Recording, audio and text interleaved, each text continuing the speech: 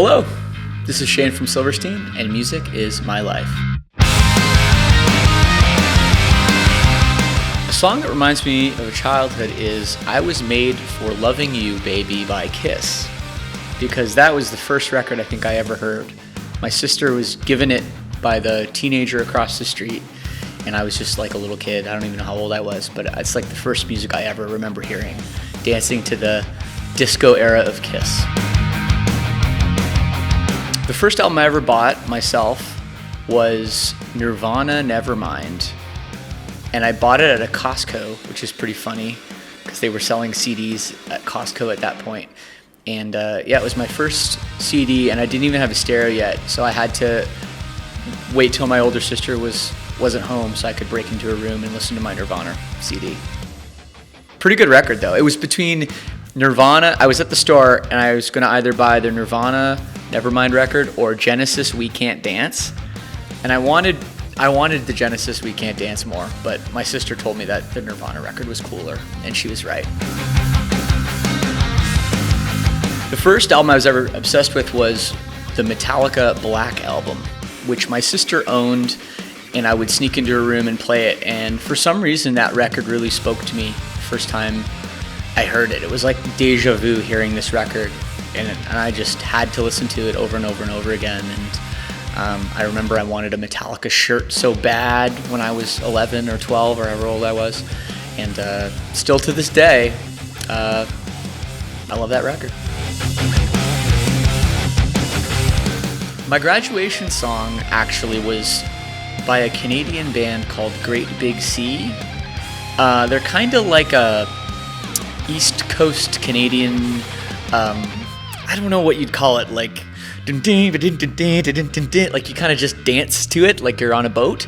And the song was basically just about going on tour and drinking, which is kind of a weird thing because at the point that I graduated from high school, I didn't know I would be going on tour and drinking every day like I do.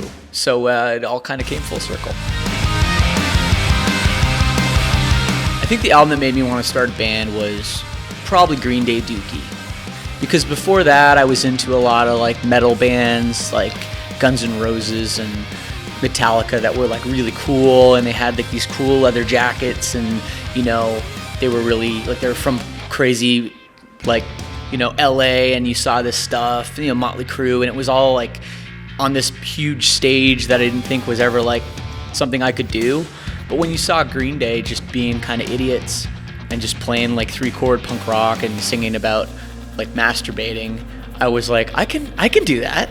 I can sing about masturbating. This works for me. And and that's pretty much what led me to start my own 3-piece little punk band with my friends, and here I am, I guess, sort of. Not a lot of masturbating talk in our music though, sadly. Sorry about that. Oh dude, straight up, the song that makes me really want to kick in some heads, mosh, is Davidian by Machine Head. That song, to this day, man, I think I heard that song when I was like in grade 9 or grade 10, and still to this day, every time I hear that, just that like intro drum fill, I'm like, oh fuck, here, oh lordy coming. And it's one of the best metal songs ever to this day. Definitely the best debut track on a debut record any metal band ever put out. A song I wish I'd written is for sure Hey There Delilah. You know how much money that guy made off that song? Oh my god, that song was everywhere, and it's a pretty good song too. It's a very good song. Every time I heard it, I was like, I feel like I could have wrote this one. Like I could have done. I didn't. I feel like I could have. Like the song always spoke to me in a cool way. And congrats to Tom and Plain White T's for a great tune that I still listen to very often. It's on all my playlists. It's very hard to pick your own song. It's kind of like picking between your children, because with writing a song, it's never the same process twice. Each song you write has to take its own journey. But one of my favorite songs, mostly now because of the journey it took, is a song called Call It Karma, which originally I didn't know what I was going to write about or what was going to happen, and I was trying to finish this song, and I was walking through a vegan restaurant parking lot, and on the parking space on the ground it said, "Call it karma," and I was like, that's what I'm gonna write about. That like kind of goes with my scribbled notes in my notebook, and that just kind of tied it all together. And to this day, it's a song that a lot of people, come up to me and say it means a lot to them, and therefore it means a lot to me. My most played album probably is Punk in Drublic by NoFX. I think when I found out about that record and I realized that aggressive music didn't have to be heavy and could actually talk about politics and talk about, social situations without just having to be, super dark and metal all the time, I just didn't want to listen to anything else but that record. And I remember in Canada, and probably in Australia too, actually, the albums were so expensive to buy when you're a kid. You got to go to the CD and you got to find, like, in Canada it was like, for a punk record, it was like $24.99.